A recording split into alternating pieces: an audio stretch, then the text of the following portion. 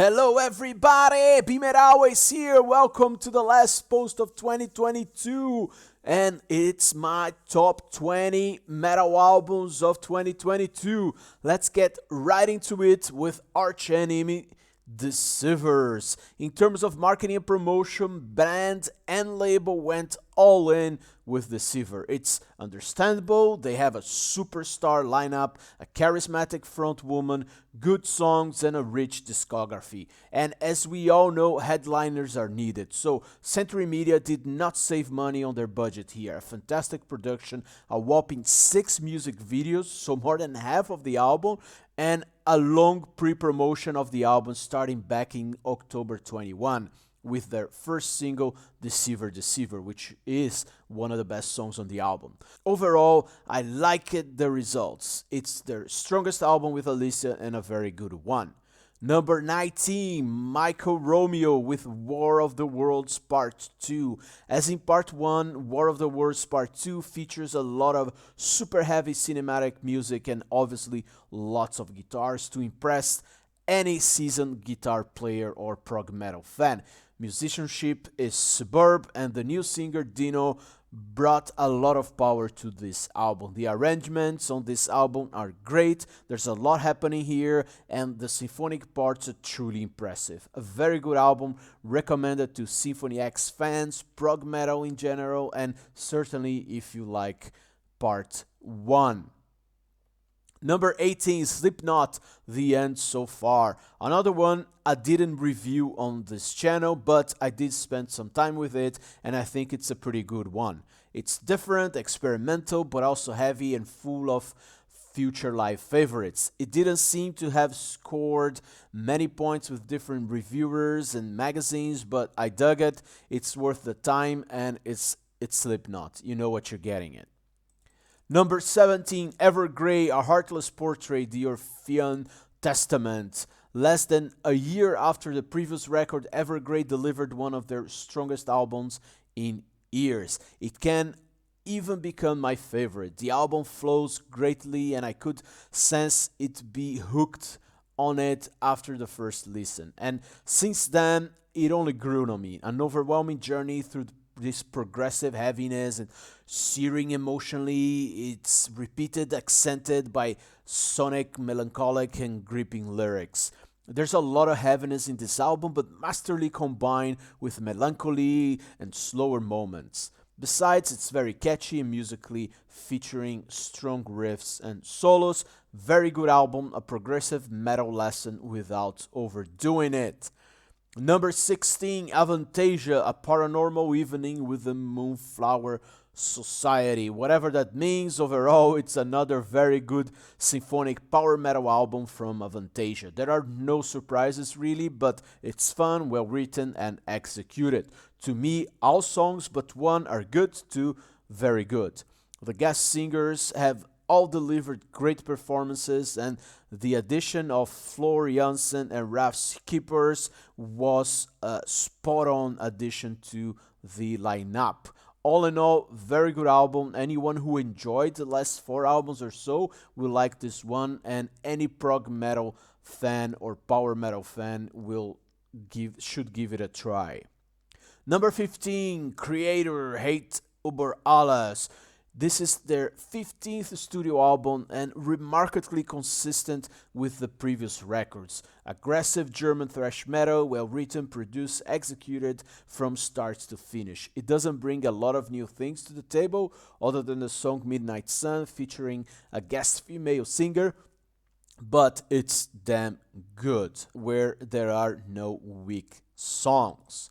Number 14, Threshold, Dividing Lines. Threshold keeps getting better with time and also takes the opportunity of the recent change of singers to evolve their sound while bring back elements from the earlier albums. With Dividing Lines, they fused their second album singing styles with the darker and heavier sound from the late Mac era. But the band kept the adventurous side from the recent albums. Musically, there's heaviness of heavy metal acts such as Symphony X and Dream Theater, combined with 80s Rush or 70s prog rock or Deep Purple. I just found this melting pot extremely interesting and satisfying. Musically, the band is very talented, but never overdoing it. All in all, one of the top prog metal albums of 2022. Number 13, Ghost Impera. One of the things I love about Ghost is how concise they are. The songs are short, the albums are not too long, and yet the songs feature changes, variation, and go to different places. All of that while being super catchy, dark, or heavy at times. It's a powerful combination. It's not a surprise that they have grown so much so quickly. To me, this is a very good album from a band that will continue to grow and increase their fan base while not alienating, at least not all, the older fans like myself. Number 12, Decapitator, Cancel Culture. Decapitator delivered an angry album with blasting energy and heaviness from start to finish, but with enough variability and groove to keep it interesting throughout. You can expect to hear an outstanding production, enjoy a fantastic artwork, and benefit from a little something here and there that you would not expect from Decapitated before this album. A very good album, and one that may grow further on me as I keep listening to it. And actually, it made my Spotify top list of artists and songs that I listened the most in 2022. Number 11, Behemoth, Opus Contra Naturam. This album is a heavy one and a natural evolution from the Satanist and Loved You at Your Darkest. It's super aggressive but also epic and melodic. It's also dynamic, showing several influences from death metal to black metal, but also very melodic moments. I didn't expect much from this album, and I thought I would brush it off quickly, but the truth is I found myself addicted to it, and I came to the realization that it's a very fucking good album. If you like this phase of the band, you're gonna like this. Number 10, Meshuggah Immutable. I start the top 10 with a surprise, as I was not very kind with the review on this album, if you have seen that on the channel. Immutable is less harsh sounding and more dynamic than previous albums, but it sounds like we come to expect from Meshuggah since Obscene. It features some good tracks, interesting moments, some risk-taking, and a lot to unpack. I think if you are new to this band and you like this kind of music, this is a good way to start as any of the other albums really, but for seasoned fans like me, it did not stand out compared to recent albums. But it turns out that I was addicted to it, and I listened to this album more than any other one in 2022. Besides seeing some of those songs live in my first concert after the pandemic was a big positive factor. All in all, it grew on me and became number 10. Number 9, Steve Vai in Violate. Vai continues to use his solo work to expand and explore.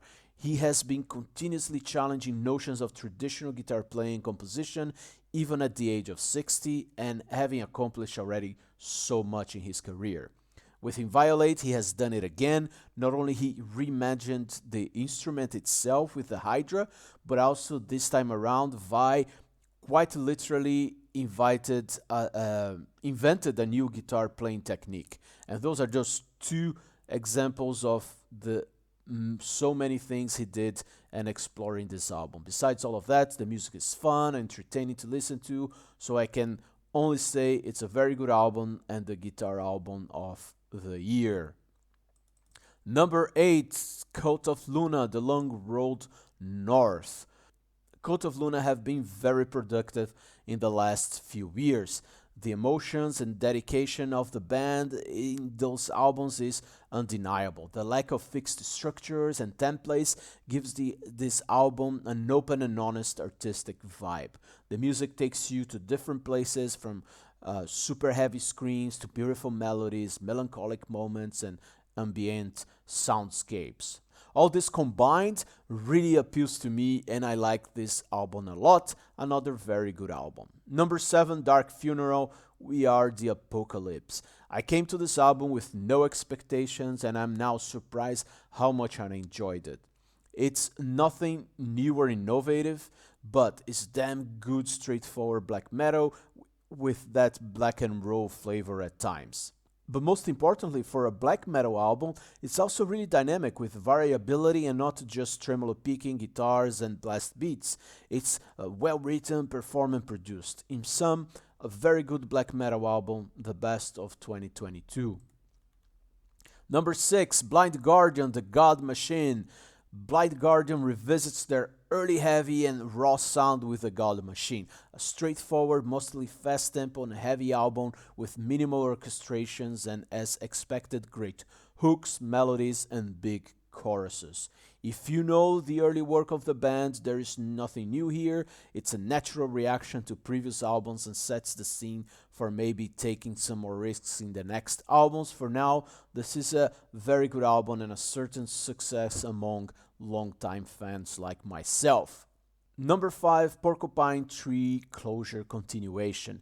Many would never expect to see a new Porcupine Tree album ever again, but here we are. It was worth the wait. Not a heavy album, but another interesting step forward in the band's discography. Featuring an interesting guitar tone, odd time signature, unconventional song structures, and beautiful melodies. It's everything I would hope to see from these guys. It's one of the albums I listened the most in this year, with the 3 songs featuring in my Spotlist top 5 list, so that says a lot.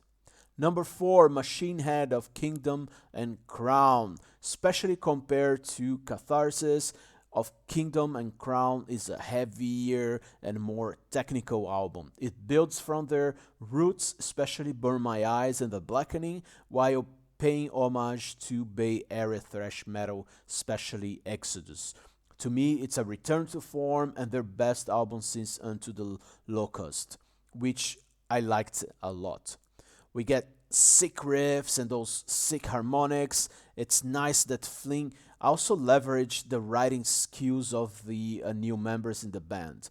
There are nice melodies, a good balance between clean and harsh vocals, and a lot of aggressiveness. Number 3, Battle Beast Circus of Doom. I liked this album a lot, of course, it's number 3, but I haven't seen many good reviews. That doesn't surprise me, and it's actually one of the reasons why I started this channel. Of course, if you want extreme metal or prog metal adventures, this is not the album. But we have to judge an album for what it is and tries to accomplish. In that sense, Battle Beast stayed true to their formula of 100% heavy metal, 0% bullshit, as they said themselves. This is a fun, catchy, and contagious album while delivering energy, quality songwriting as well. It's a very good album and I keep listening to it and I'm not ashamed. The band was also in my Spotify top 5 list. For me, their best album yet. I also saw them live this summer and it was also very, very good. Number 2 on the list, Soilwork over Heathen. I even forgot how to pronounce the Swedish word here. But Soilwork has been evolving their sound for years into this perfect blend between Swedish melodeath metal meeting hard rock / traditional metal. With this album, they may have found the perfect formula and it's their strongest album in many years. A very good achievement, reaching easily the top of my list. If it would be just a bit shorted, it would have been number 1. Overall, for those who enjoy in general mellow death metal and were happy with their latest albums, this one will be a delight. And don't mind the Swedish title. I have a very good friend that I almost passed this album because of the title, but now I think he really likes it as well. And the sad things that their guitar player died during the year after releasing the album, and he was an important part of the songwriting and the formula of this album. So it's very, very sad to hear that. All right, but let's go to happy things. Number 1, Zealand Ardor with the self-titled album, which is their 3rd one. I'm a big fan of the first 2 albums, and The trend continues now with the self-titled third album reaching the top of my list. They continue to build on their unique combination of black metal and African American music, but this time around they double down on the heaviness of some tracks and post-metal elements in others. The album is dynamic, heavy, catchy, and super interesting. I saw them live twice this year, and those new songs blended perfectly with the older ones. I knew it was going to be high on my list, and there is as number 1. It was also the second most listened band for me in 2022, so all good reasons to be my album of the year. Alright, so I'm gonna wrap up here because it's a bit longer than I thought. But thanks for listening, for being here. Please comment what are your best albums of 2022. What did I miss that I can check during the beginning of 23. Happy New Year and Happy New Year, BeMetalways.